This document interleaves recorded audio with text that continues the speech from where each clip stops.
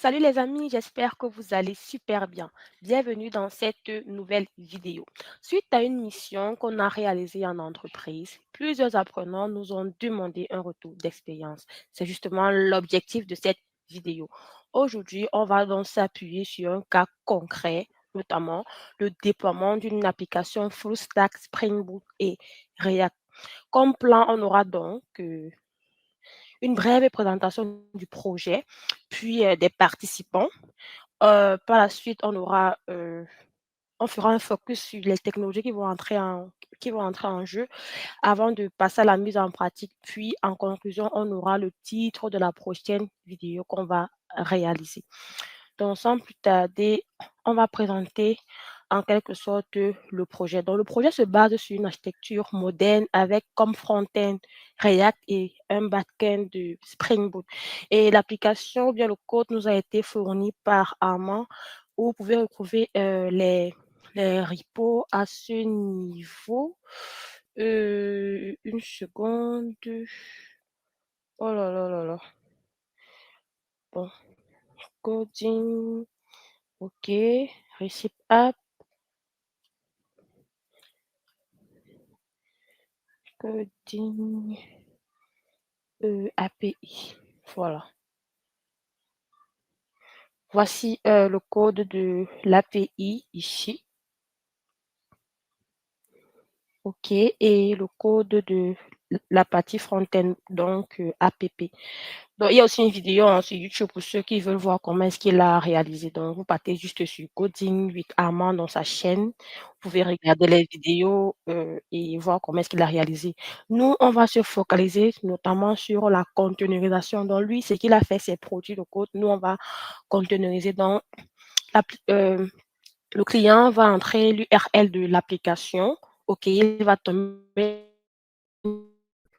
front-end React, OK. Et depuis, en fonction de ce qu'il va demander, il va envoyer une requête et ce sera redirigé au niveau de l'API. Puis, au niveau du back-end, il aura le résultat au niveau de son front-end.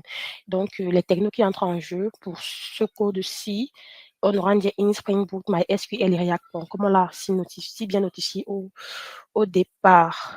Alors, concernant le résultat qu'on aura à la fin, donc voici ce qu'on aura à la fin. Le côté front-end React, on va devoir se loguer et puis lorsqu'on se logue, on tombe sur cette page-ci. En fonction donc de la requête qu'on aura, le client va entrer sa requête et en fonction de ce qu'il va entrer, il aura le résultat attendu. Bon, ça, c'est le Swagger de l'API pour des besoins de test. Normalement, cette partie n'est pas visible pour les clients. Donc, pour l'utilisateur final, en tout cas, mais c'est plus pour les devs, pour les besoins de test. Donc, en conclusion, c'est ça qu'on aura comme résultat à la fin. D'accord? Concernant les participants, je vais laisser la parole à Ulrich pour se présenter. Hello les amis, j'espère que vous allez bien. Alors, je suis Ulrich Nomsi, formateur et consultant en DevOps au sein de l'équipe Easy Training. Dans cette vidéo, je vais accompagner mademoiselle Aurélie dans la mise en place de ce déploiement afin de vous faire un retour d'expérience des différentes consultations que nous réalisons en entreprise. Ok, merci Ulrich. Bon, moi, c'est Aurélie Kamgang, formatrice et consultante au sein de l'équipe Easy Training. On va réaliser ensemble ce projet et on va avoir beaucoup de valeur ajoutée. Donc, je vous le promets, les amis. Donc, sans plus tarder, on va passer à la présentation des technologies. Donc, les technologies qui vont entrer en jeu durant tout ce qu'on va effectuer pour toutes les vidéos qui seront réalisées. Donc, pour aujourd'hui, on va se focaliser sur Docker et Docker Compose pour la containerisation. Puis, nous allons travailler sur Ansible pour l'automatisation du déploiement de l'application. Puis, nous ferons du Terraform pour le provisioning automatique de l'infra. OK. Donc, au fur et à mesure, on va ajouter des technos, dont on aura du Terraform, puis qu'est-ce que je dis? On aura du Docker, puis du Docker, on va ajouter Ansible, puis du Ansible, on ajoutera. Donc, au fur et à mesure, on va ajouter. Après Terraform, on aura du GitHub Action. OK. On aura du GitHub Action pour avoir une chaîne d'intégration en continu, déploiement en continu. Puis, on aura du Packer pour avoir des images avec déjà des configurations bien établi. Puis, on aura du Grafana et du Prometheus pour avoir une surveillance, pour pouvoir surveiller l'application, pour avoir des métriques, pour voir comment est-ce que l'application se comporte et tout. Et tout cela sera effectué avec un cloud provider. Dans notre cas, on va utiliser AWS. Donc, ce sera ça en gros. Et pour ceux qui n'ont pas les bases sur ces technos, ne vous en faites pas les amis. Easy Training vous propose donc des formations sur la plateforme Easy Training. Donc, vous pouvez juste aller sur easytraining.fr. Au niveau des cours, vous allez avoir une panoplie, un catalogue de cours que vous pouvez suivre. Si par exemple, vous êtes intéressé par le cours Docker, vous pouvez juste venir taper Docker à ce niveau et puis ça va s'afficher là. Il y a plusieurs Docker, donc il y a Docker avancé, il y a Docker Swarm, il y a introduction à Docker. Donc, vous choisissez le cours qui vous intéresse, vous faites l'achat. Ou alors, si vous êtes intéressé par l'ensemble de cours, je vous conseille de prendre un abonnement annuel, OK? Vous aurez l'ensemble des cours à disposition, vous pouvez suivre ces cours-là. Et si vous voulez aussi un accompagnement, d'accord, il y a les différents bootcamps qui vont débuter, ça défile tout en bas de notre écran. Donc, ceci étant dit, je crois que c'est bon. Sans plus tarder, on va passer à la pratique. Donc, pour commencer, on va provisionner l'infrastructure sur Amazon. Donc, on va créer une machine virtuelle sur Amazon. Donc, launch instance. Je vais mettre comme nom test. OK. Et puis, on va travailler sur Ubuntu, d'accord? Ubuntu, bon, on va prendre la version 24.04, dépendant de la version qui vous intéresse, d'accord? Bon, on va travailler avec comme type T2.Medium. La paire de clés, on va créer une nouvelle paire de clés qui va s'appeler test également. Je clique sur Create. Donc, au niveau de la Security Group, on peut cliquer ici, mais on va faire des configurations supplémentaires pour ajouter tous les graphiques parce que nous sommes encore dans un environnement de test. Donc, en production, il n'est pas conseillé d'ajouter tous les graphiques. Il est vraiment conseillé de spécifier exactement les ports qui peuvent atteindre notre instance. C'est très important. Maintenant, je vais prendre 50 Go de RAM. Oui. Puis, je crois que c'est bon. On va lancer. Et après ça, on va installer dans Docker suivant les bonnes pratiques en entreprise. Pour cela, on va se baser sur la documentation. On va se baser sur la documentation officielle, donc comment installer Docker sur Ubuntu. Pour cela, OK. OK. OK, donc ici, on va suivre les étapes d'installation apt. À ce niveau, on demande de suivre l'étape 1 dans Setup Docker apt repository. Dans cet ensemble d'instructions permet de rajouter en fait le repo officiel de Docker au niveau du dépôt de apt afin de pouvoir l'installer avec du apt. À la suite, on demande d'installer Docker soit avec la dernière version, OK, soit avec une version spécifique. Mais en entreprise, il est conseillé d'utiliser une version bien spécifique parce que les dernières versions ne sont pas recommandées parce qu'on n'a pas vraiment la main mise dessus. Il peut y avoir des effets de bord, ce qu'on ne veut pas forcément. On veut pouvoir savoir comment est-ce qu'on pourra gérer s'il y a un problème et tout. Quoi d'autre? Est-ce que c'est terminé ici? Alors, moi, j'ai une question pour toi. Lorsque tu dis OK. que on ne doit pas utiliser la dernière version parce qu'on n'a pas la main mise dessus, comment est-ce, pourquoi est-ce que on doit utiliser une version antérieure? Pourquoi est-ce qu'on doit utiliser une version? Parce qu'elles sont déjà stables pour commencer. Parce que la version antérieure, plusieurs équipes ont déjà travaillé avec ces versions-là. Elles sont assez stables parce que justement, plusieurs équipes ont déjà travaillé avec. Là, tu parles de quelle équipe? Les équipes, les équipes qui utilisent notamment, comment dire, l'équipe même Docker ou bien encore d'autres équipes qui utilisent Docker pour Ubuntu. Ok. Euh, c'est bon? C'est pas encore terminé ici. Bon, on va passer un petit que ça se termine, hein, que ce ne soit plus initialisé, mais ce soit deux points de check en vert. Alors, juste pour cette étape-ci, en fait, l'initializing, c'est juste une étape supplémentaire. Ta machine elle est déjà dispo. Donc, ça veut dire que si tu essayes de te connecter via SSH là tout de suite, tu auras accès à ta machine parce qu'on a déjà une instance state à runner. Mmh, OK. Bon, je vais donc essayer avec le si tu connectes rapidement pour aller un peu plus rapidement. Alors, OK. juste pour également rajouter la connexion via la console est en dernier recours. C'est En vraiment un dernier dernier recours. recours. Tu vas travailler spécifiquement via des connexions distantes. La connexion via la console, la plupart du temps, tu n'y auras pas accès. Donc là, on est dans un cas d'exception en fait. Tu vois, D'accord. ici, tu as accès à la console tout simplement parce que nous sommes en train de faire un exemple. Mais en entreprise, généralement, c'est que tu utilises ton client léger pour pouvoir travailler. OK.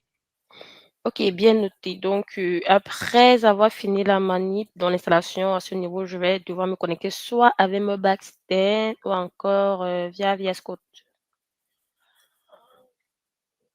Ouais.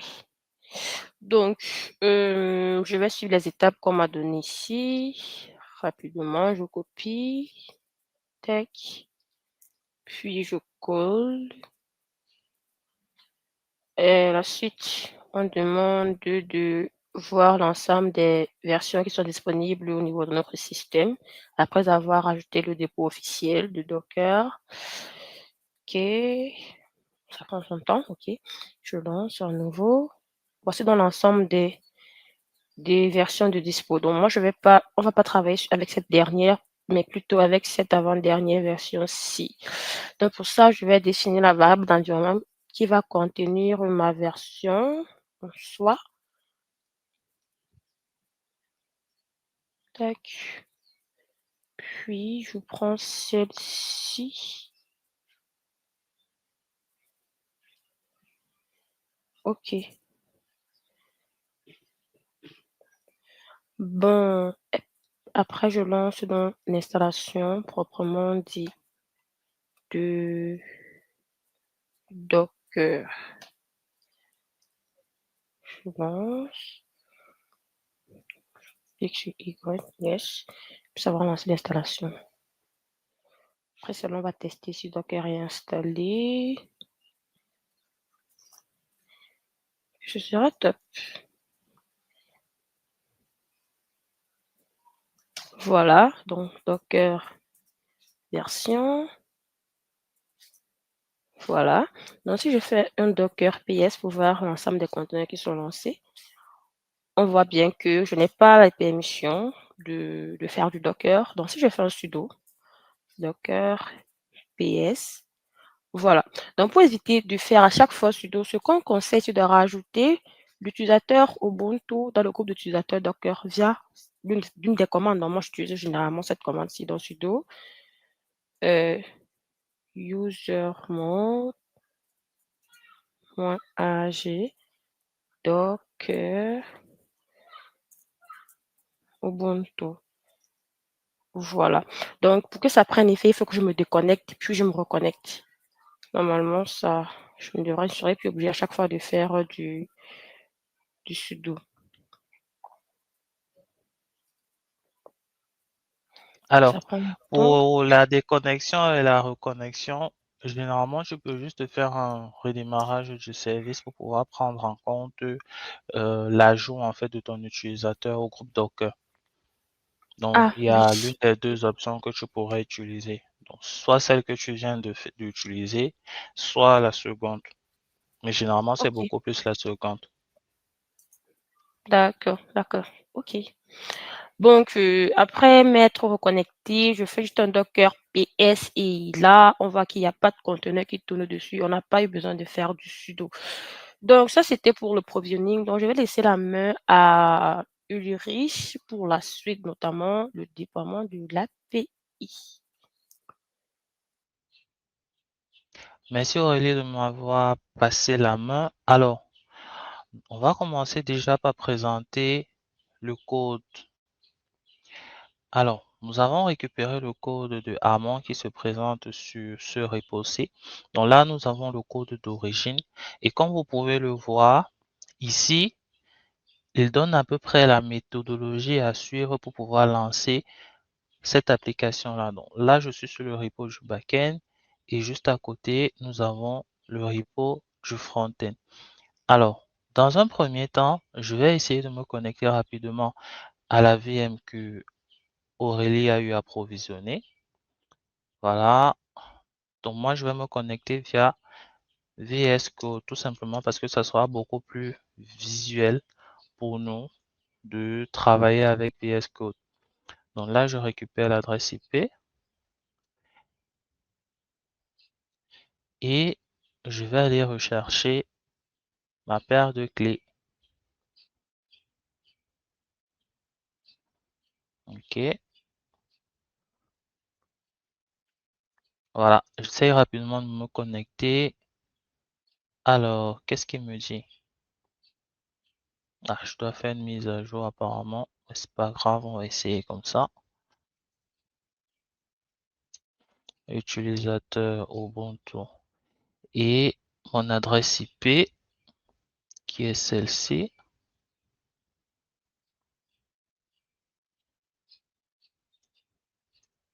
OK. Choisis le premier fichier, puis je clique là sur Connect. Et je pense que nous sommes bons. Voilà, Linux. On va un peu essayer de zoomer un tout petit peu. Voilà. Donc, grâce à cette machine où elle a déjà eu installé Docker, on va réaliser en fait la containerisation de notre application en suivant tout simplement les requirements que Monsieur Armand a eu à mettre au niveau de son repo.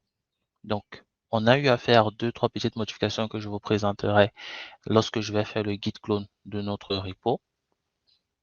Et vous pourrez vous baser en fait sur ce repo-là pour pouvoir réaliser vos différents tests.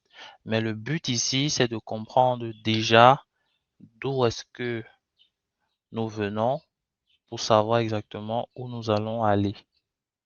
Donc, je suis connecté. Voici notre repo. Voilà, RexDevSecOps. On va le cloner au niveau de notre machine, tout simplement. Je vais ouvrir un terminal là et je vais faire un git clone.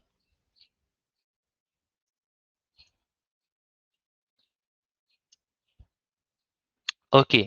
Donc là, j'ai mon petit dossier qui s'est affiché ici. Voilà. Donc, en suivant les recommandations de Monsieur Armand pour la partie containerisation ou bien de lancement de l'application, vous allez voir qu'ici, il nous parle en fait d'un connecteur JDBC pour pouvoir nous connecter à la base de données. Ensuite, il nous parle d'un fichier application.yaml où il y a certaines variables d'environnement sur lesquelles nous allons nous baser. Et il nous donne quelques requêtes et ensuite le lien vers le Swagger de notre backend. Bien évidemment, lorsque l'application sera déjà déployée. Un peu plus haut, vous allez remarquer qu'il nous donne les différentes versions de notre stack. Vous voyez là, Java 17, Spring Boot 3.4, etc. Donc moi, je me base exactement sur ce qu'il a défini ici pour pouvoir réaliser l'écriture de mon fichier Dockerfile. Et donc, je viens ici et j'affiche notre fichier Dockerfile. Comme vous pouvez le constater, j'utilise Maven 3.9.6, image que j'ai eu à récupérer au niveau du Docker Hub. Je définis un répertoire de travail et l'ensemble des instructions qui vont s'exécuter un peu plus bas vont se réaliser tout simplement dans ce répertoire-ci. Et donc, je vais copier les fichiers qui me sont utiles. Par exemple, le pom.xml et le répertoire source. Les autres fichiers ne m'intéressent pas tant que ça. Et par la suite, vous allez voir que j'ai une instruction qui va me permettre de générer une clé. Alors, cette clé-là, elle est définie au niveau du fichier application.yaml.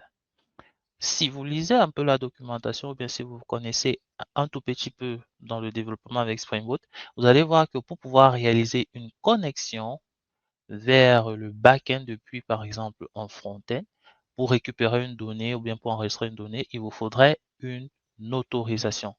Et donc, le token qui va être inséré à ce niveau-ci va donc permettre à ce que vous allez récupérer l'information au niveau du back-end ou bien de la base de données. Et ainsi, lorsque vous lisez à peu près, vous allez remarquer que ceci n'est pas variabilisé. Ça veut dire que vous devez générer cela à la base. Vous devez générer ce fichier à la base. Nous, nous voulons aller sur une optique d'agilité. Et donc, au niveau du fichier application.yaml qui se retrouve dans source, dans main, dans ressources, voilà, vous allez voir que nous avons eu à variabiliser cet élément-là par un placeholder, donc secret key placeholder. Et ainsi, nous avons fait appel à cet élément ici afin de pouvoir faire une surcharge. Donc, pour faire simple, l'instruction de la ligne 12 va permettre de générer une clé, la surcharger au niveau de secret grâce à la commande OpenSSL qui se trouve juste là.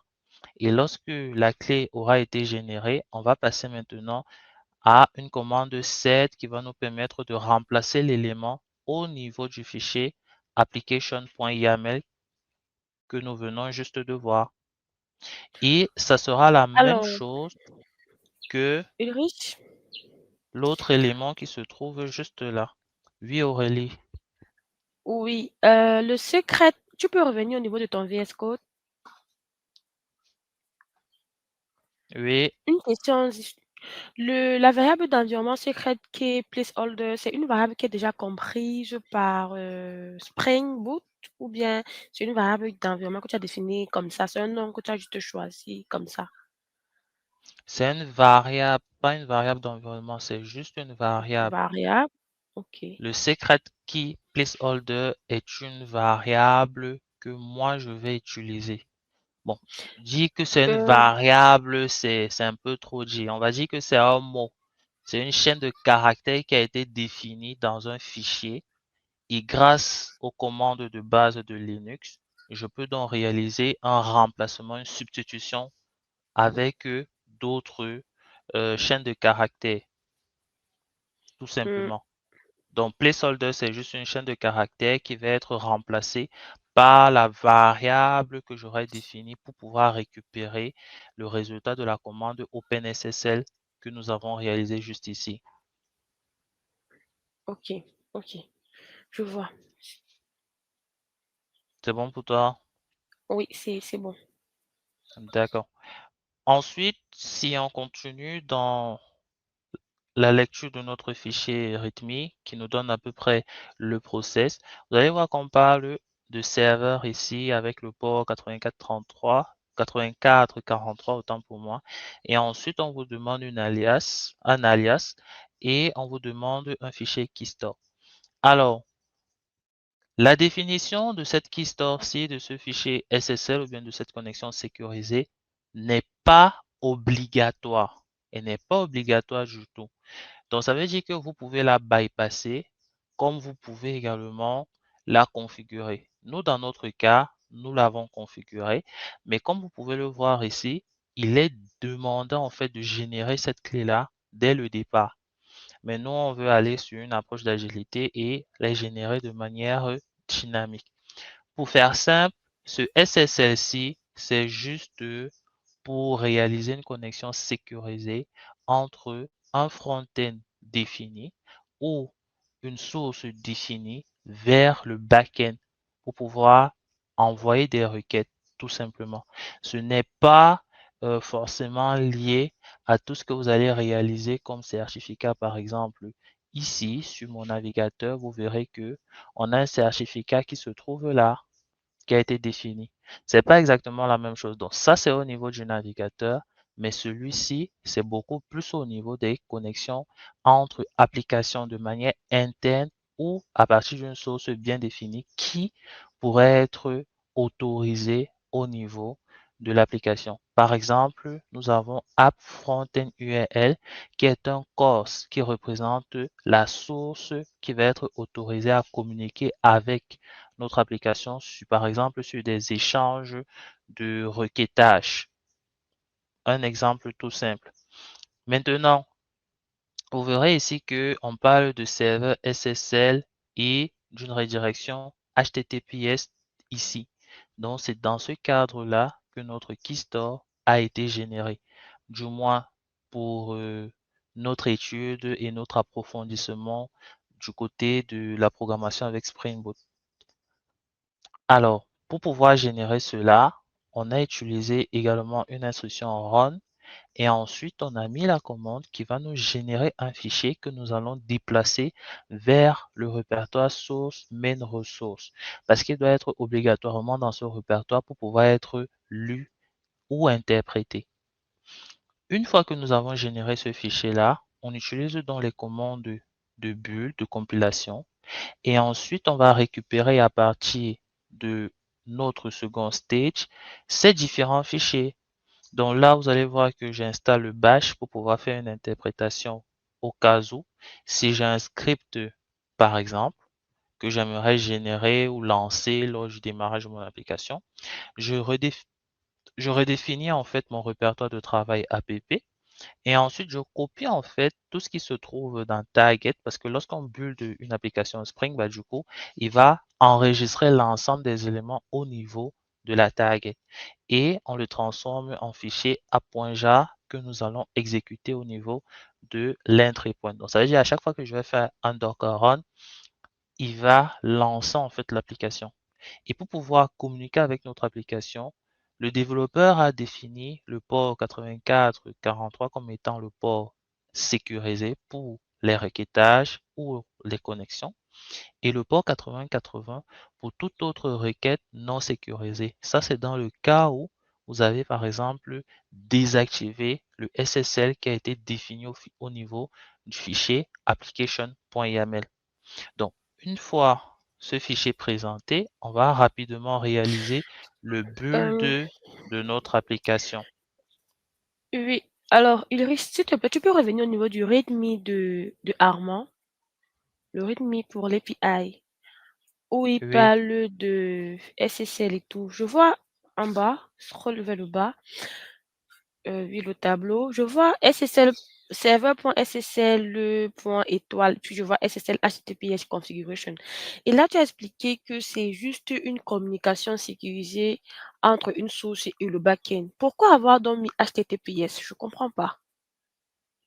lorsque vous voulez faire de la sécurité en utilisant des protocoles web, quels sont les protocoles ou bien quel est le protocole utilisé? HTTPS. Justement, ça répond à ta question.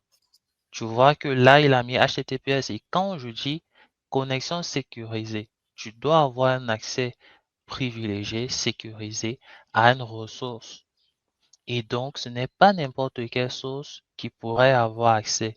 Par exemple, dans notre cas d'usage, on a la possibilité d'avoir accès au backend tout simplement parce qu'il a autorisé à ce que nous ayons accès à ça.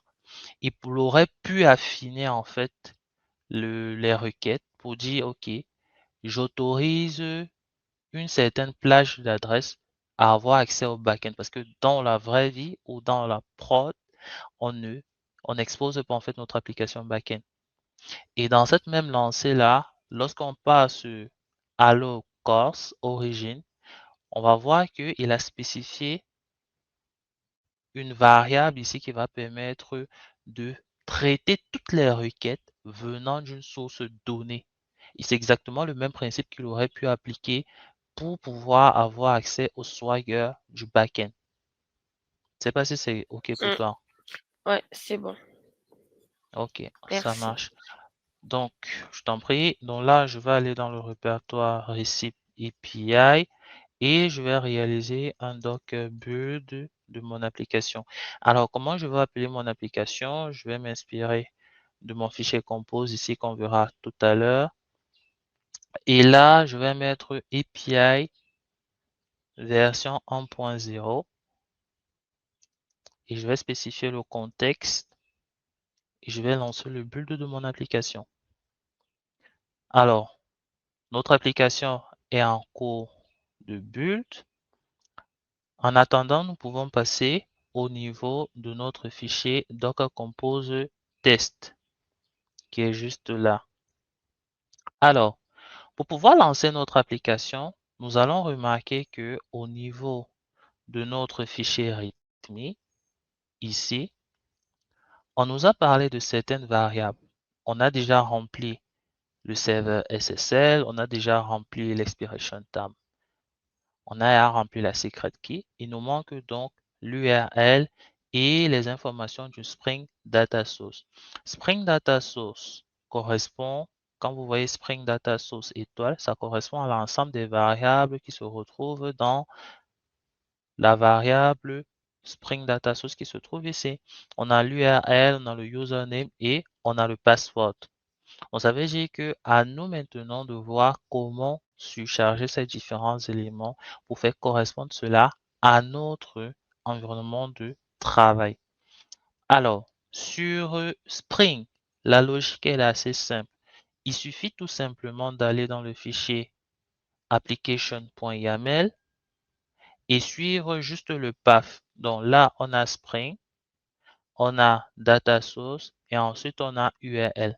Ce qui va faire que pour pouvoir utiliser ou surcharger la variable de JDBC pour faire correspondre cela à notre environnement, je n'aurai qu'à recopier en fait ce path-ci et le faire correspondre à notre environnement de travail comme je l'ai fait au niveau de mon fichier Docker Compose. Vous pouvez constater là que j'ai Spring Data Source URL, Spring Data Source Username et ça c'est uniquement pour des variables que Spring pourrait interpréter parce qu'il y en a qui ne réussit pas forcément à interpréter en utilisant cette approche.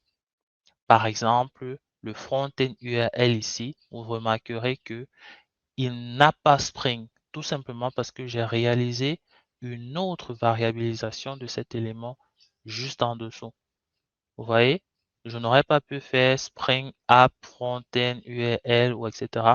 J'aurais pu essayer pour voir si ça marche, mais j'ai pas voulu trop entrer dans le détail et j'ai plutôt préféré variabiliser ça sous cette forme-ci. Et donc, je prends Frontend URL. Si tu as une variable par défaut qui est définie, bah, du coup, tu prends cette variable. Sinon, tu prends la variable qui est définie en Django dans le code. Et là, il voudra remplacer. Donc là, nous sommes sur notre fichier Docker Compose. On a à peu près tous les éléments. Je vais recopier en fait mon adresse IP et je vais venir remplacer juste là. Sauf que dans le cas d'usage actuellement, je n'ai pas besoin de front-end URL, tout simplement parce que Aurélie va utiliser le front-end URL, builder l'application juste après moi et on va réaliser un test beaucoup plus consistant. Mais dans notre cas, actuellement, je n'ai qu'un fichier Docker Compose qui a notre app API et notre base de données qui va nous permettre en fait de surcharger la base de données et permettre ainsi que l'application s'exécute convenablement. Vous allez voir que je vais lancer et il y aura une création de table qui va s'effectuer. Donc, notre image, elle est bien buildée. Je peux vérifier avec un Docker Images. OK. Et là, je fais un Docker Compose et je passe en paramètre mon fichier dev ou test. Alors, comment il s'appelle déjà? Test, voilà. Donc, il s'appelle test et je définis un op-d. Je valide. Il télécharge l'image, on est correct. Ensuite, il va lancer la base de données et juste après, il va lancer l'API. Donc, on patiente quelques secondes que le travail s'effectue. Voilà. OK. Donc, maintenant, je peux faire un docker PS. Je me rends compte que les deux applications sont bien démarrées. Si je fais un docker log sur, par exemple, le backend, on va voir s'il a un état started. Alors, qu'est-ce qu'il nous dit? Ici, il va rentrer en erreur. Donc là, il est entré en erreur. Voilà. Il est entré en erreur ici tout simplement parce que apparemment, il y a un problème de connexion à la base de données. Enable to open JDBC, etc. Tout simplement parce que la base de données s'est lancée un peu trop rapidement et par la même occasion, le time out du backend n'a pas été suffisamment long. Donc, ce qui va faire que si je fais un docker PS, par exemple, je n'aurai que la base de données. Donc, dans ce cadre-ci, c'est tout à fait normal parce que les deux se sont lancés au même moment. Normalement, le back-end de base de données doit se lancer dans première position et ensuite maintenant, l'API va également se lancer pour pouvoir se connecter. Donc, vu que la base de données est déjà créée, on va y remédier un peu plus dans la suite lorsque Aurélie aura défini le front. Et on aura un Docker Compose final qui va nous permettre de réaliser cela. Donc là, tout ce que j'ai à faire, c'est de refaire un Docker Compose hop et on va aller vérifier de nouveau les logs de notre application. Donc docker log f. Et ici, je prends Recip API app. Je mets là. Et vous voyez que avec les logs qu'on avait tout à l'heure, on n'avait pas le started. Donc actuellement, il est started, c'est bon. Tout simplement parce que le backend s'est lancé au même moment que la base de données, ce qui ne doit pas être fait. On va y remédier, comme je vous ai dit, juste après le build du front-end qui va être réalisé par Aurélie. Mais avant, testons notre application via le Swagger. Donc, on va récupérer notre adresse IP et ensuite, on va aller au niveau du navigateur. Donc, je vais là au niveau du navigateur. Donc, n'oubliez pas https le port 8443 swagger-ui.html. Moi, je m'inspire tout simplement de ce qu'il a donné dans son README. Voilà. Je m'inspire tout simplement de ce qu'il a donné ici. Tout simplement. Et donc, lorsque je valide, je devrais avoir accès à mon application. Voilà. Donc, vous voyez, le Swagger est en cours de connexion, cours d'ouverture. On va patienter quelques secondes. Voilà. Allez, allez. On va un peu checker les logs pour voir ce qui se passe. Est-ce qu'il a bien reçu notre requête? Ouais, il a bien reçu notre requête parce qu'on voit un 200 OK. Donc, si je reviens sur l'interface, qu'est-ce qu'on a? Voilà, on a notre interface de Swagger. On va essayer de faire un register, donc enregistrer un utilisateur. Je vais l'appeler ulrich @rexdocker.io. Je vais mettre comme mot de passe ulrich et ensuite je vais cliquer là sur execute. Et là, j'ai bien une réponse 200. Ça veut dire que notre backend et notre base de données communiquent convenablement. Je peux également maintenant réaliser la connexion. Donc, try, je mets ulrich @rex.docker.io, mot de passe ulrich. Voilà. Et ensuite, je clique sur execute. Et là, qu'est-ce qu'on a? Une réponse 200. On a notre token qui a été généré. Ça veut dire que notre utilisateur est tout à fait connecté. Et c'est à peu près tout ce qu'on peut faire pour notre backend. Si vous êtes développeur, vous pouvez aller un peu plus loin dans les tests et tout pour pouvoir vérifier que voilà, l'application sera fonctionnelle et que tout se passe plutôt bien. Je ne sais pas si Aurélie a d'autres questions parce que je vais lui passer la main pour qu'elle travaille sur le front. Donc, allons-y. Aurélie,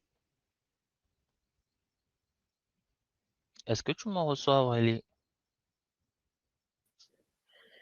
Allô? Oui, Tu me reçois? oui, oui, oui, je te reçois. Donc Ok, là, je pense que tu vas partager ton écran pour pouvoir réaliser la manip du front. ok. Alors, Alors, oui, on donc, voit ton écran.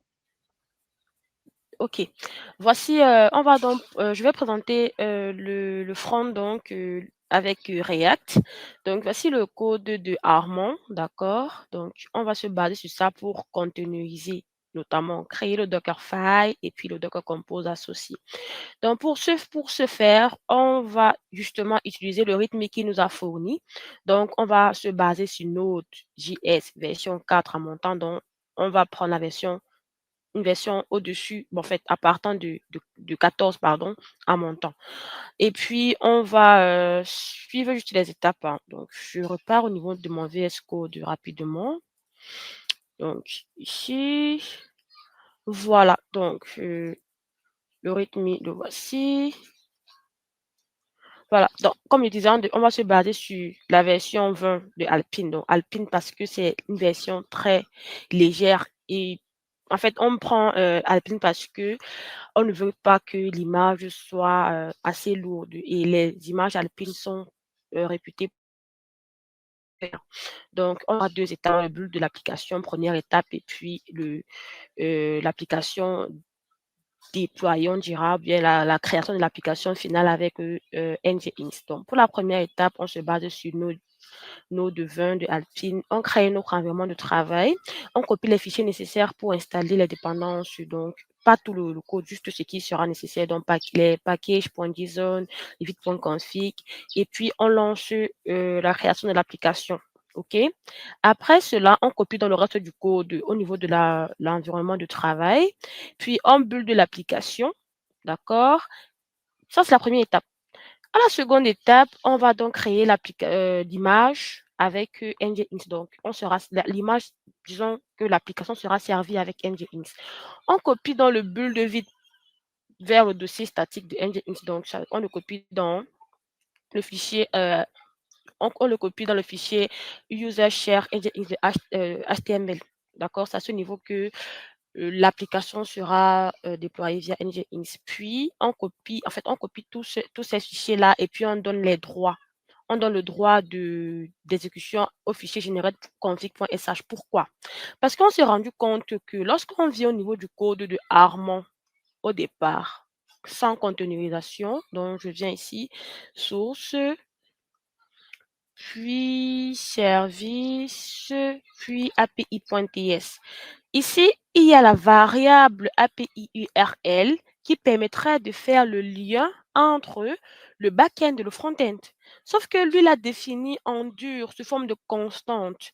On a donc réfléchi avec Ulrich comment est-ce qu'on pouvait faire pour surcharger donc cette variable. On s'est dit, OK, donc ce qu'on peut faire, c'est que on génère, bon, je reviens ici, on génère un script qui permettrait en fait, tac, ici, bon, c'est vrai que ça, je reviens à ce niveau alors. Donc, mmh, Alors, Aurélie, oui, c'est que ton terminal, il a un souci. Parce que là, je vois que tu es revenu sur le GitHub. Allô? oui, Ulrich, oui, j'ai l'impression d'avoir perdu la connexion du terminal en fait. Ah, d'accord. Ok. Bon, relance la connexion et tu nous expliques, tu continues alors ton explication. Ton explication D'accord, sur... le GitHub, oui.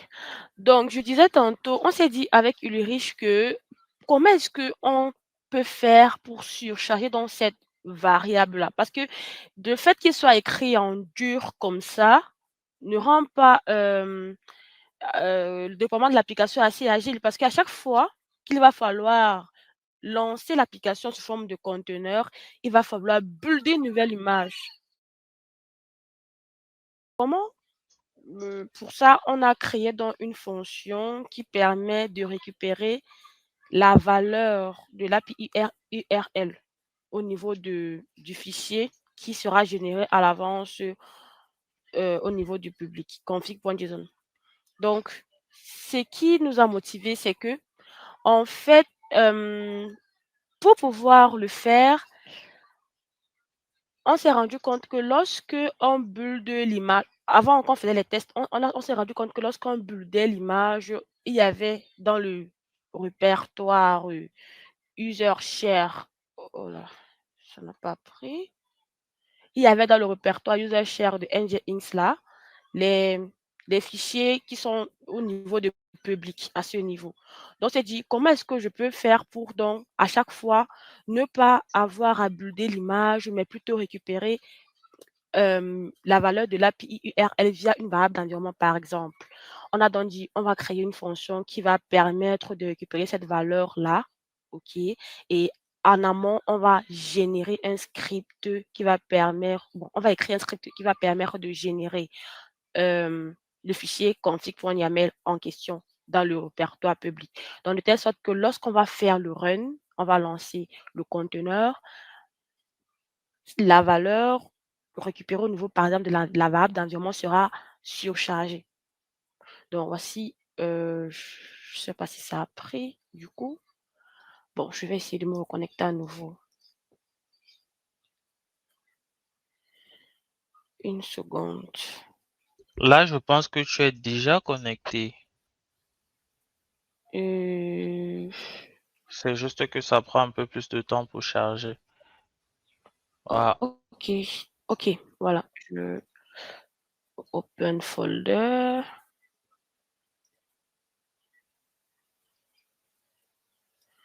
Oh, ça prend le temps. Mmh, oh là là. Si tu as un souci avec ta stack, je peux peut-être t'aider. Je prends la main et tu nous expliques ce qui a été fait concrètement. OK, OK, parce que là, ça prend le temps pour charger et tout. Allez, je D'accord, veux juste ça que tu marche. ailles au niveau du Dockerfile. Bon, je crois que ça a pris. Au OK. niveau du... Du Dockerfile de app. D'accord, ça marche. Donc là, je suis sur ma VM. Charger le Dockerfile qui est au niveau de app. Ok, non. Voilà. Il est en train de charger également de mon côté, on dirait. OK. Bon, c'est pas si grave que ça. Non. Donc, on Bon, va bon, patienter bon, quelques bon. secondes. Voilà, c'est bon. Donc, charger le Dockerfile au niveau de app. Non, ça c'est... Yes. Voilà, on est bon. Donc, voici le Dockerfile. OK. Donc, à la deuxième partie, dans la deuxième étape du build de l'application, comme je disais, on copie le build au niveau du répertoire statique de Nginx, puis on copie le script qui permet de générer le fichier config.json au niveau du répertoire, en fait, du répertoire racine de notre conteneur, puis on donne les droits. Tu peux descendre un peu. Après cela, on expose notre application sur le port 80. Donc, c'est le port que le dev a utilisé pour développer son application. Et en entry point, qu'est-ce qu'on a? On lance le script qui va permettre de récupérer, qui va permettre en soi de générer le config.json en se rassurant, lorsque on va lancer le conteneur, de récupérer la valeur qui sera définie comme variable d'environnement au niveau de notre compose, par exemple. De telle sorte que ce ne sera plus la valeur par défaut qui sera définie comme dans le script qu'on a vu tout à l'heure, mais plutôt la valeur qui a été définie dans Docker Compose ou bien lorsqu'on lançait la création de notre conteneur. En soi, c'est à peu près ça. Donc, c'était assez important de variabiliser cette partie-là afin de rendre un peu plus agile, en tout cas, notre déploiement. Ok. OK. Bon, ceci étant, on va dans ce cas lancer la création de notre, le build en tout cas et puis lancer le test rapidement. Donc pour cela, je ne sais pas si je peux prendre le partage. Ok, bon, attends. Je pense que là, ça devrait être bon. OK, donc je me déplace au niveau du répertoire qui va bien, puis je lance la commande docker build -t, app. Point. Voilà, le build c'est en train de se faire. Après cela, on va juste lancer un conteneur comme ça pour rapidement tester le front-end avant de fusionner en fait les 2, avant de fusionner le back-end et le front-end. Donc, on va patienter que ça se termine rapidement. Bon, voici une esquisse hein, du compose juste du front à ceci. Le voici. On peut soit lancer le Docker Run rapidement ou alors faire un Docker Compose dans ce répertoire-ci. Il va toujours prendre en compte. Ce sera un peu comme j'ai lancé le Docker Run en fait. Donc, à ce niveau, vous voyez, comme je disais, la variable d'environnement API URL a été définie ici. C'est donc cette variable qui sera surchargée Mhm. dans notre conteneur. Bon, je vais Ok. récupérer. hum, Alors, s'il te plaît, tout à oui. l'heure, tu as dit, tu vas lancer la commande Docker Run. C'est la même chose que Docker Compose. Là, tu parlais de quoi? Tu parlais du build ou tu parlais du lancement du container? J'ai pas très bien saisi la nuance. Je disais que pour tester l'image, je peux lancer la commande Docker Run, donc la commande qui permet de créer un conteneur, OK, à base de Mhm. cette image-là. Ou alors, voici une esquisse du compose équivalent à ce Docker Run-là. Au lieu de faire le Docker Run et les arguments qui vont bien, je peux juste faire un Docker Compose pour ceci. En fait, ça fera le même boulot. Ok, ok, ça marche. Oui, donc je récupère l'adresse IP de la machine rapidement. Je viens remplacer ici.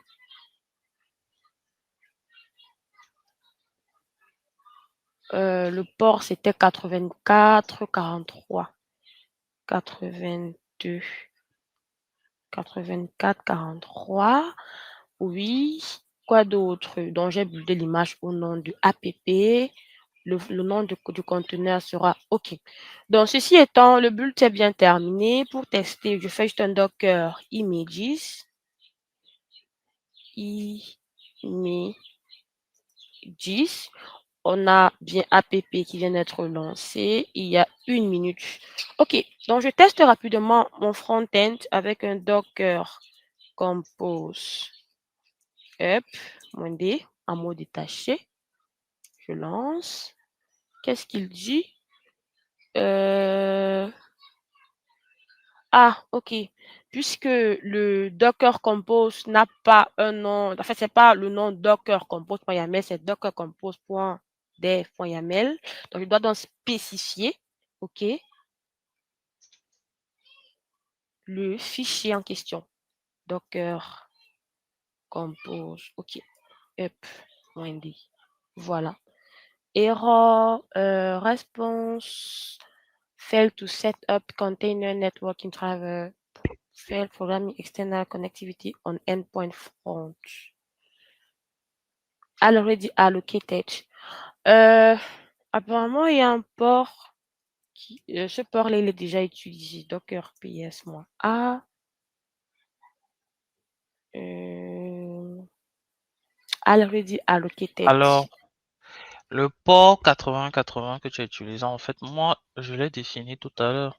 Si tu te rappelles, quand j'étais en train de Ah, faire le build de mon application, Je t'ai dit, j'ai le port 80-80 qui définit en fait le port sans, Mhm, on va dire, sans sécurité. Donc, mhm, c'est tout c'est d'accord. ce que je t'ai dit tout à l'heure. Donc, Ok. réessaye, vérifie, ou change tout Je simplement le change. port, c'est pas grave. C'est ce que je fais. Donc, je fais le. J'ai changé, j'ai mis 80 au lieu de 80-80 et je vais supprimer le conteneur pour qu'on n'ait pas les conflits de noms. D'accord? Et puis, je relance. Voilà. Docker ps-a. On a notre conteneur au nom de front receipt qui a été lancé il y a 5 secondes sur le port 80. Donc, on va se rendre au niveau du navigateur pour rapidement tester cela. Donc, 80, bon, c'est vrai que... Oula, oula, oula, oula. Tac. OK. Voici donc l'aperçu du front-end. D'accord? Maintenant, ce qu'on va faire par la suite, c'est donc lier nos cofront et nos coback à travers un seul fichier Docker Compose. Rapidement, on repart au niveau du VS Code. Donc, je vais revenir au niveau du REST API. À ce niveau, non, je crois que c'est ce compose-ci qu'on va utiliser.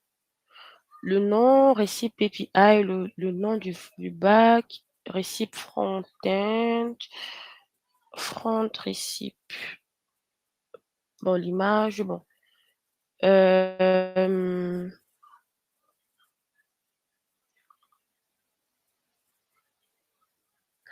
Oui. Alors, Voilà, dis-moi, donc qu'est-ce que tu veux faire exactement, s'il te plaît?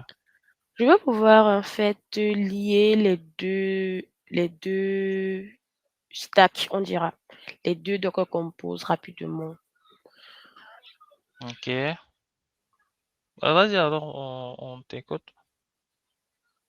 Ok, donc d'après ce que tu as fait tout à l'heure, je vais juste m'intéresser au front-end, d'accord? Pour cela, ici je dois me rassurer que l'image c'est juste app, d'accord? Et puis ici je me rassure aussi, de récupérer ça comme ça. Pourquoi tu récupères pas tout simplement tout le lien? Hum,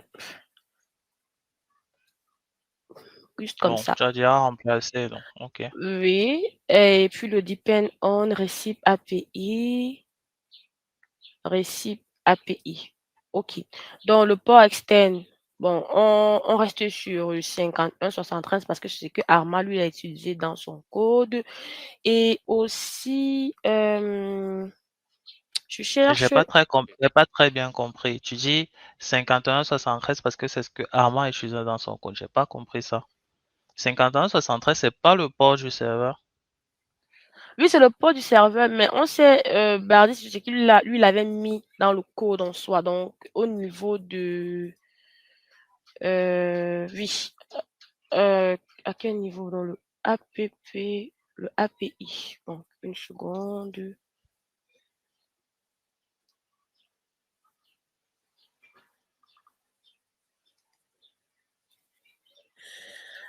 Euh, Moi, ce que j'aimerais comprendre, n'est-ce pas, s'il te plaît? Pourquoi? Parce que là, tu as dit, c'est le port de l'application qu'il a eu à mettre dans le code. Ce que moi, je n'accepte pas, en fait. Tu peux pas me dire c'est le port de l'application qui a été mis dans le code. Au niveau du code initial, bon, c'est mieux que je repars en coding. Bon, API, c'est API que je veux. Voilà.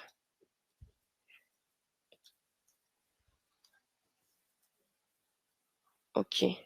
Au niveau du code initial, dans l'application.yaml là, Mhm. tac. Ah, je crois que je me suis trompée. Non, je ne me suis pas trompée. Donc voici ça. Donc je me suis basée, c'est un choix, hein. Je pouvais changer, mais c'est parce qu'il lui, il a mis ça comme ça que bon, je c'est parce qu'il lui, il a mis ce port-là que bon, j'ai dit: «OK, pourquoi ne pas alors, continuer avec ce port? Sinon on peut changer» parce que ça, c'est le port externe, en fait, de l'application et puis on sait que notre application, lui, il est en interne sur le port 80. Donc c'était un peu de quoi je parlais, en fait. Alors, est-ce que tu pourrais donc nous donner une explication un peu plus claire de l'utilisation de ces ports? Parce que pour les personnes qui sont novices, moi je t'assure que si j'étais novice, je n'allais rien comprendre à ce que tu as dit concernant en fait la raison pour laquelle tu as mis ce port. Donc, est-ce que tu pourrais nous faire un bref résumé sur l'utilisation de ce port, s'il te plaît? OK. Donc pour le front-end, on a vu que le Dockerfile exposait notre application non, le Dockerfile du app exposait l'application sur le port 80. Ça, c'est le port interne du conteneur. OK. Maintenant, lorsque je me rends au niveau du port externe, c'est un choix. Je peux mettre 80-80, je peux mettre les ports autorisés en tout cas, mais en me rassurant que ces ports-là ne soient pas utilisés déjà par notre serveur. Donc, moi, j'ai choisi 5173 parce que Armand, lui, il avait déjà défini 5173 dans son code. Mais sinon, on peut changer. Ok, Je ne sais pas si c'est clair. mais dis-moi, c'est un peu plus clair, mais dis-moi, il a défini 5173 dans son code, mais tu nous as dit tout à l'heure que le port interne du conteneur, c'est 80.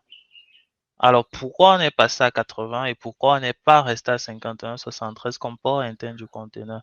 Vu que tu es en train de nous dire que le port 80, c'est le port du conteneur, ça veut dire que si on a containerisé notre application, par ricochet, ça devrait être le port 5173 qui devrait se retrouver du côté du conteneur, sauf erreur de ma part. Oui. En fait, c'est parce que, l'application front-end est servie par Nginx et du coup, le port par défaut utilisé par Nginx est le port 80. D'accord? C'est parce qu'on a servi l'application Mhm. avec Nginx. C'est pour cette raison que, heu, c'est 80 en interne. Ok, bon, d'accord. Bah, je crois D'accord, que d'accord, ça encore, je comprends mieux. Ok, merci.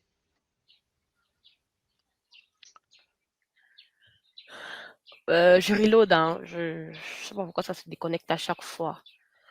Ou alors tu peux essayer de te connecter. Tu es toujours connecté? Oui, je suis toujours connecté. Tu Bon, je voudrais vais que je juste réalise une lancer. action pour toi?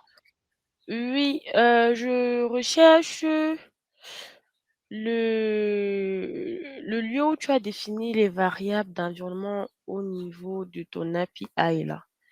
Comme ça tourne, ça tourne. Tu peux essayer de te connecter. Ok, OK, je je crois vais que essayer ça de me tourne. reconnecter, mais alors, OK, donc là, je je crois que pense c'est que à c'est ce bon. niveau. Voilà. Ah, ok. RecipDB. Euh, RecipDB. RecipDB, ok, je me rassure bien que c'est ça, c'est ça. Donc, c'est à ce niveau que tu as défini dans les variables d'environnement en soi. Ici, je dois me rassurer aussi de mettre l'API qui va bien. Non, l'adresse IP, pardon. Euh, tac, tac, je colle ça là. Quoi d'autre? Je crois qu'on est bon, hein. Je crois que c'est bon. Voilà, donc ceci étant fait, puisqu'il n'y a pas de port qui va entrer en conflit, les noms sont différents. Front receipt, et puis ici j'ai receipt front-end, et le back-end c'est receipt API app, receipt. Ok, je crois que je vais lancer. Je crois que je vais lancer. Bon, la bonne pratique demande à tout nettoyer, en tout cas, pour ne pas avoir de conflit. D'accord? Ce qu'on va faire rapidement. Donc, on va faire un Docker Compose Down pour ce côté. Alors, excuse-moi, mais pourquoi tu fais un Docker Compose down? Est-ce que tu as vérifié s'il y a des conteneurs qui sont en cours d'exécution avant de faire ton down? Oui, bon, je crois que le Docker PS le montrait déjà, non? Ok, ok. Ou alors je peux Mais juste là, tu n'as supprimer pas un. refait un Docker PS en fait. Tu n'as pas fait un Docker PS pour nous montrer exactement ce que tu es en train de vouloir supprimer. Là, tu es juste Ah, parti sur un Docker Compose down. ok, d'accord, tu as raison. Donc, ce qu'on veut faire, c'est de nettoyer tout l'environnement et redéployer vraiment en partant d'un environnement propre, quoi. Donc, je fais juste un Docker, soit Compose Down, soit RM des deux conteneurs rapidement. Donc, Docker RM-F pour forcer. C'est vrai que la bonne pratique demande de faire un Docker stop puis un RM. D'accord? Hmm, tac, tac. OK. Je refais un Docker PS et puis PS-A.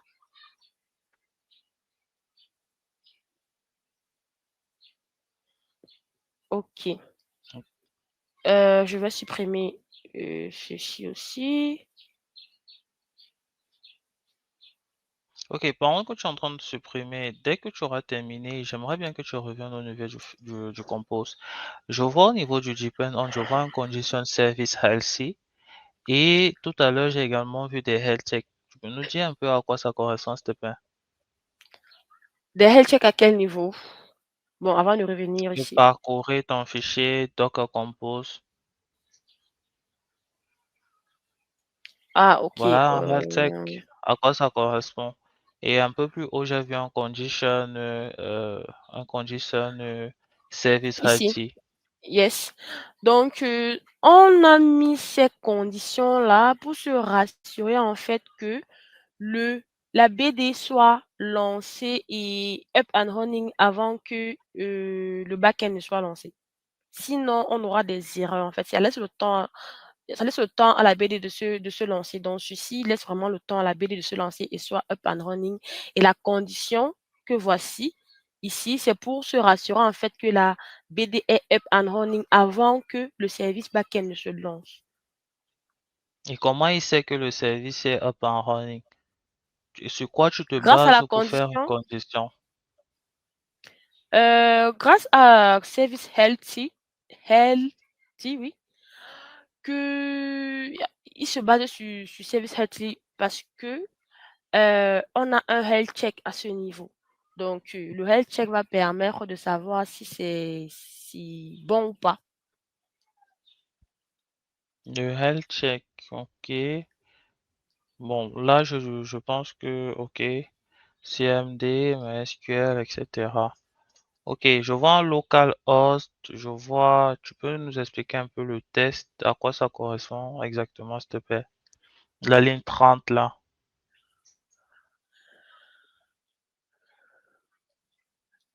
Cette ligne, OK.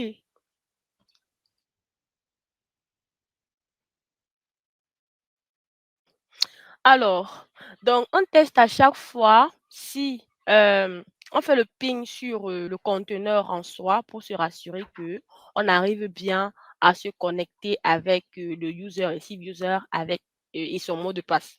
Donc si on arrive, on donne un intervalle de 10 secondes, on teste à chaque fois. Si on arrive bien à se connecter sur, le conteneur en soi en localhost avec les identifiants qui vont bien, alors c'est bon. Sinon après un certain nombre de temps, on va, ce sera pas bon, ça va comment dire?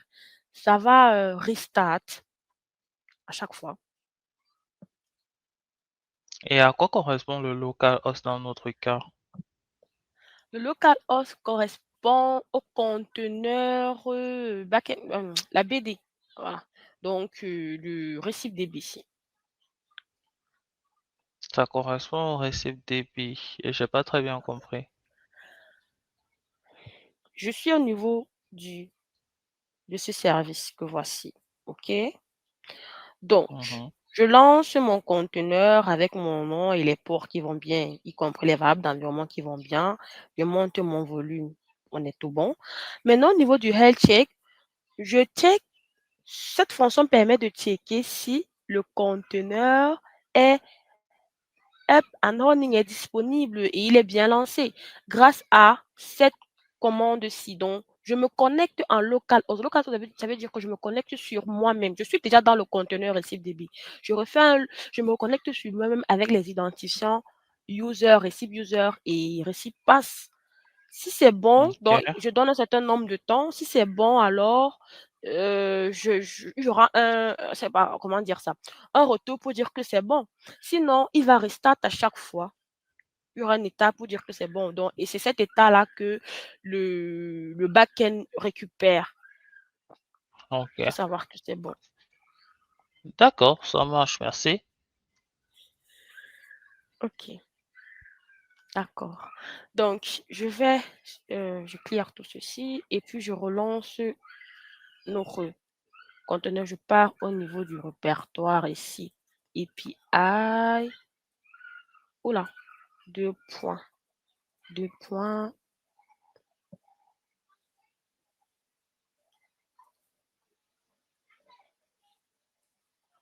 Voilà.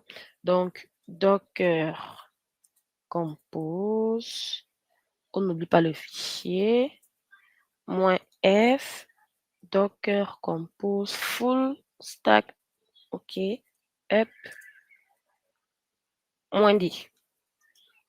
Voilà. Donc, on patiente que ça se lance. Justement, vous voyez, on patiente, on se rassure en fait que ce soit up and running. C'est la raison pour laquelle il y a un wet thing à ce niveau. À cause de ces intervalles-ci, cette période qu'on s'est définie. Après cela, vous voyez que l'état à la fin, c'est healthy qui correspond bien à ce health ici. Voilà. Donc, si je fais un docker ps -a, j'ai mes 3 conteneurs, bien mes 3 services qui sont lancés. Il y a 13 secondes et 24 secondes. OK. Donc, on va rapidement se rendre au niveau du navigateur pour tester et voir à quoi ça ressemble. Bon, ici, je peux. Bon, donc je récupère ça. J'ouvre un autre onglet ici.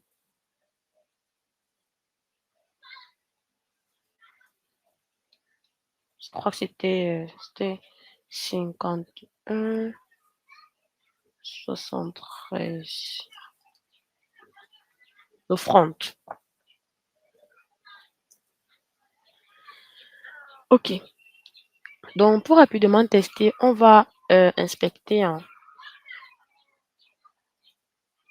network. Voilà. Je vais faire un register. Donc, je prends admin@example.com. Le password, je prends to et je lance. Là, on a une erreur. OK. Qu'est-ce qu'on a au niveau des logs? Je vais ouvrir un nouveau terminal ici et faire un docker compose log. F pour avoir les logs en temps réel. Donc, docker compose logs -f. Ah, je suis pas dans le répertoire qui va bien. Ici, API. OK. No configuration files. Ah, le fichier à chaque fois. Il faut spécifier le fichier à chaque fois. OK. Donc, -f docker compose.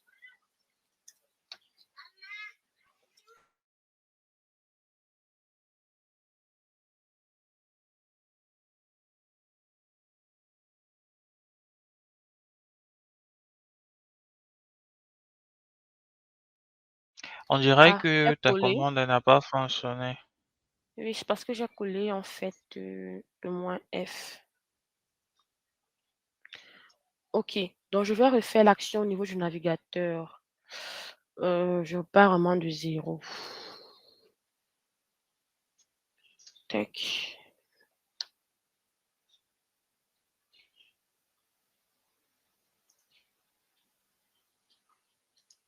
Bon, c'est vrai que, bon, en tout cas, j'ouvre Inspect.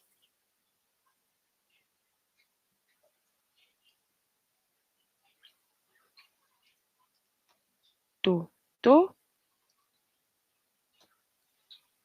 Qu'est-ce qu'on a ici? Pas grand-chose. Ici, qu'est-ce qu'on a?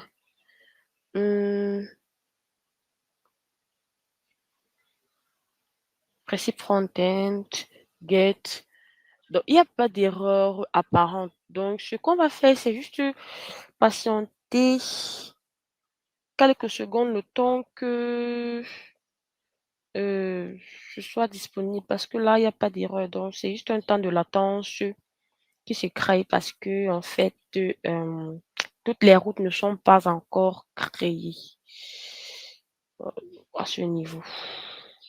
Donc, on va juste patienter. C'est tout ce qu'on va faire pour l'instant. Et puis, on va retester. D'accord. Bon. Hmm.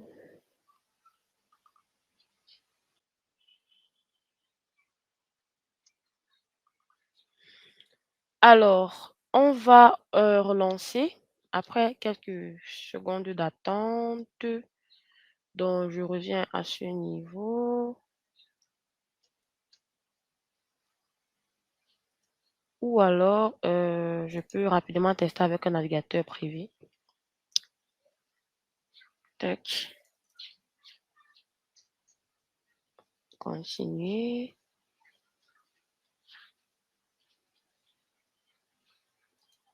J'ouvre ça comme ça.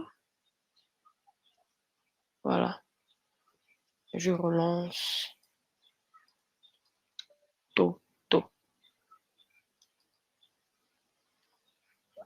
Pareil comme erreur. Qu'est-ce qu'on a au niveau des logs? Laisse-moi un peu essayer de mon côté, voir. D'accord. Alors, je sais pas si tu vois déjà mon écran. Pas Ok, encore. d'accord. Donc là, je crois que ça doit être bon. Voilà. Donc, je suis ici. Je vais essayer de register. On va mettre test, @testo.com. Je vais ouvrir l'inspect. Voilà. Je vais aller sur network. Et là, je vais mettre comme mot de passe, par exemple, test, register. Qu'est-ce qu'il nous dit? C'est OK. Donc là, c'est bon. Donc, je vais essayer de me connecter. Test. Et ensuite, je vais juste mettre test comme mot de passe et je me log. Donc, si tout se passe bien, normalement, on obtient ça et voilà, c'est plutôt correct. Donc, voici le résultat attendu. Sûrement, ton navigateur a un souci ou un problème de cache. Ça doit être ça Hum, le souci. Donc, ouais. voilà, voici les différents menus tels que dans la vidéo de développement de Armand. Donc, notre application, elle fonctionne plutôt bien. Je vais par exemple mettre ici une cuisine italienne que j'aimerais bien goûter. Italien. Je vois rien. Peut-être j'ai pas l'écrit. Ah, italienne. Ok. Italienne. Italien. Voilà, ça nous présente des spaghettis carbonara.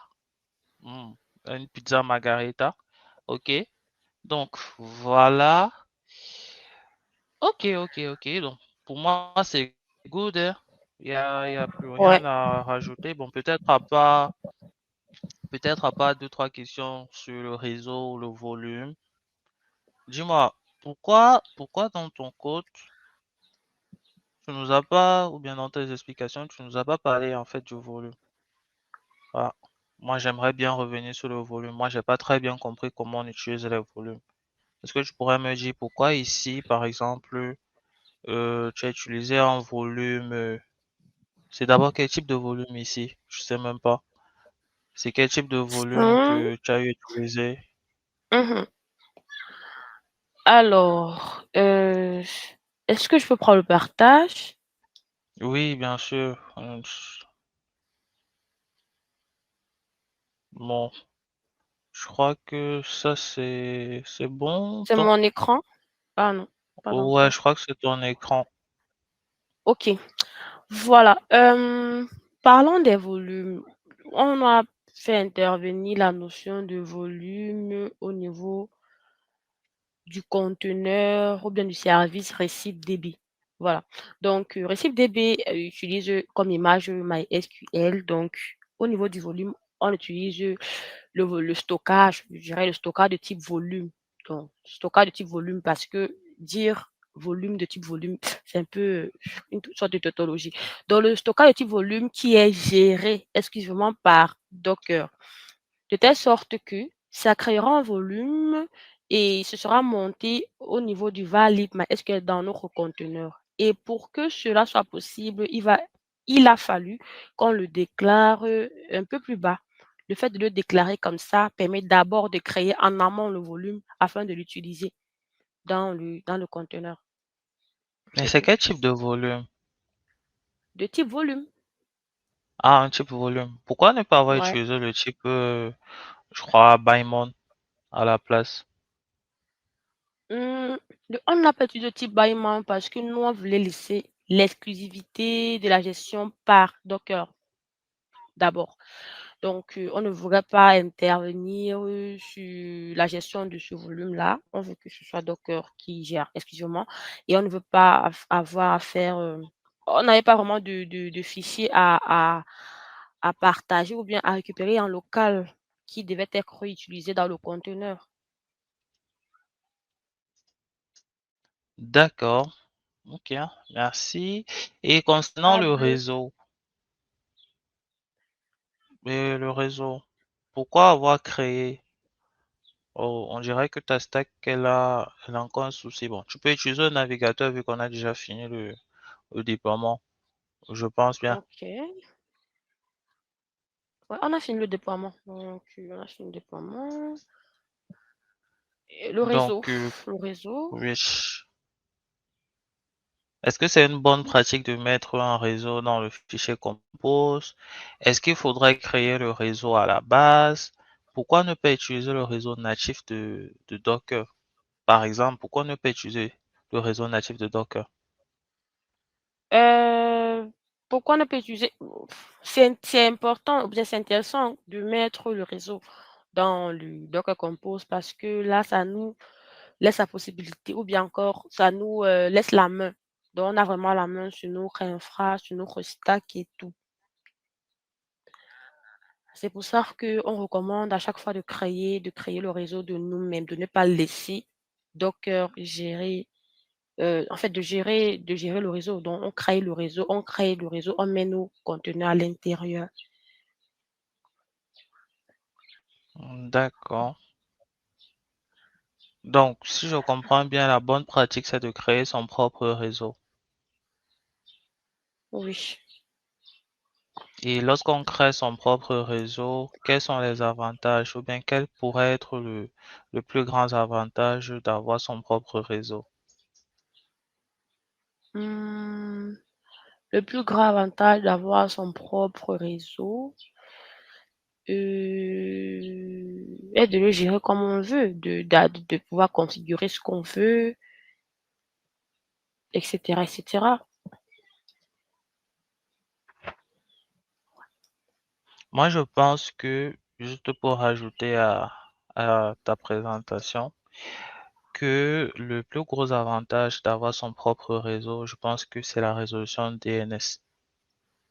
Je pense, la résolution DNS, qui est un gros avantage dans la création des réseaux, de nos propres réseaux, parce que ça nous permet également de ne pas retenir des adresses IP et dans le cadre, par exemple, du fait que notre stack pourrait passer HS, qu'on a une reprise d'activité beaucoup plus facile. Comme ça, on sait que le bail d'adresse, lui, va expirer lorsque le conteneur il va se supprimer. Et lorsqu'on redémarre, par exemple, notre conteneur, si on s'est basé sur une adresse IP pour pouvoir établir des connexions entre les différentes applications, il y aura une disjonction. Donc, il y aura plus de communication. Donc, alors qu'avec une résolution DNS, donc, de par le nom du service, je pense bien que la communication elle est beaucoup plus facile et beaucoup plus flexible et permet une reprise d'activité un peu plus efficiente. Bon, ça, c'est mon avis. Je ne sais pas si tu es OK avec. Oh oui, c'est oui, tu as raison.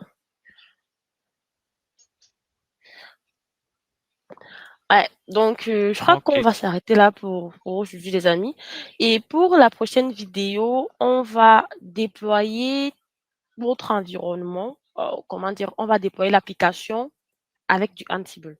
Donc tout ce qu'on a eu à faire, c'était, déployer on a containerisé, on dirait ça. On a créé des Dockerfiles, puis on a créé des docs en Compose.